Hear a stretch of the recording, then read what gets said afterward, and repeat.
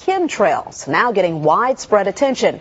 Well, tonight, KSLA News 12 investigation reporter Jeff Farrell shows us the results of testing we had done about what's in our skies. It seemed like some mornings it was just crisscrossing the whole sky. It was just like a giant checkerboard. Bill Nichols snapped several photos of the strange clouds from his home in Stamps, Arkansas. They begin as normal contrails from a jet engine, but do not fade away like a normal contrail. Soon after, he saw particles in the air. Because we'd see it drop to the ground in a haze. Nichols then noticed the material collecting on the ground. This is water and stuff that I collected in bowls. I had it set out in my backyard on my dad's pickup truck. KSLA News 12 had the sample tested at a lab. The results? A high level of barium, 6.8 parts per million, more than 3 times the toxic level set by the EPA. I'd like to know what it is. KSLA News 12 discovered chemtrails are even mentioned by name in the initial draft of House Bill 2977 back in 2001 under the Space Preservation Act. Now, Jeff's report mentioned high levels of barium linked to those alleged chemtrails. We wanted to find out exactly what effects barium has on the body. We spoke with Mark Ryan, the director of the Poison Control Center. Ryan tells KSLA News 12 that short-term exposure can lead to anything from stomach to chest pains.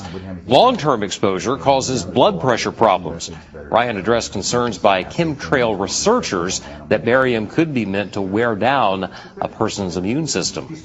Armed with these lab results about the high levels of barium found in our sample, we decided to contact the Louisiana Department of Environmental Quality. They told us that yes, these levels are very unusual, but at the same time, they added the caveat that proving the source is a whole nother matter. The white lines you see trailing behind airplanes, you probably know them as contrails, but a growing number of people claim we are secretly getting sprayed with chemicals. Is there any proof? CBS 5's Pat McReynolds takes a look. Early in the morning, you'll see several jets flying this direction, back and forth, up and back. Roxy Lopez looks to the skies of Casa Grande with skepticism and fear. It was just plane after plane after plane. It was crazy. Right over here in this direction. She's referring to air traffic overhead that leaves familiar white lines in the sky that most consider are condensed and frozen airplane exhaust, or contrails. But all of those white lines are chemicals being sprayed either by the government or private industry. Those chemicals are making us sick.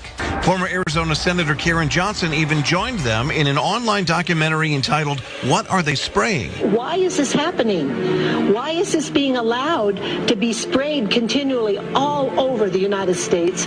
Chief Transportation Correspondent and pilot Mackay Beeler explains what's in the anti-chemtrails bill and what this could mean.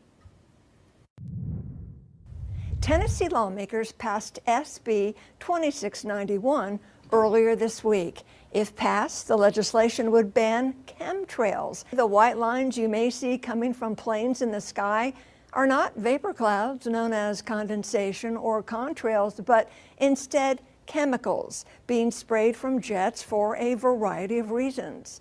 The Tennessee bill claims the government may conduct geoengineering experiments by intentionally releasing chemicals in the atmosphere. If the legislation ends up becoming law, it would prohibit the release of the chemicals, which lawmakers claim affect the temperature, weather, and the intensity of the sunlight. If Tennessee's governor signs the bill, it would go into effect July 1st. Back to you. Welcome back. Polling shows most Granite Staters are concerned about issues like housing and the high cost of living. But the New Hampshire House took a bit of a detour last week as state reps debated legislation to ban what they call chemtrails in House Bill 1700, but lawmakers brought it up on their own on the House floor. This is the conspiracy theory that condensation trails left by aircraft in the sky are not frozen water vapor, but actually attempts to control the weather or somehow poison populations on the ground.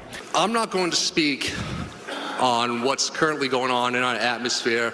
Oh, he's talking about chemtrails. Oh, that's a complete conspiracy. That's not going on. That's never happened. Fine. Let's say it hasn't. I have here in my hands federal guidelines, a federal framework plan to implement such measures. These trails in the sky that last for the entire day and dissipate to become blanket cloud coverage of our sky are not condensation trails. One of the more interesting aspects of this bill is that it would require county sheriffs to participate in the investigation of any public complaints brought forward regarding chemtrails.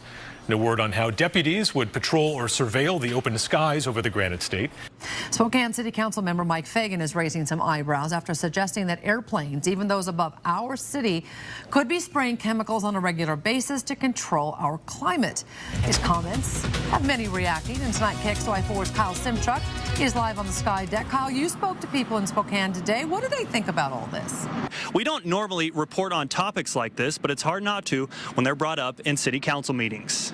Tonight, reaction around the city about comments made by Spokane City Council member Mike Fagan on Monday while discussing climate change. Could it be that the U.S. government, as well as multinational corporations, engage in SRM or solar radiation management? We already heard a little bit about, what are we spraying in the skies? Fagan suggesting that the white lines we see in the sky could be a secret attempt by our government and other corporations to control the Earth's climate.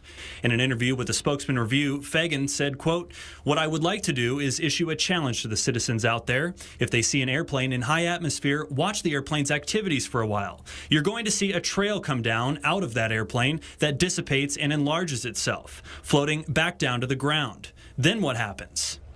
And we reached out to Councilman Fagan for an interview this afternoon, but he was unavailable to provide any comments. Reporting live on the Sky Deck, Kyle Simchuk, KXLY4 News. Respecto al análisis, es que me interesa mucho eso del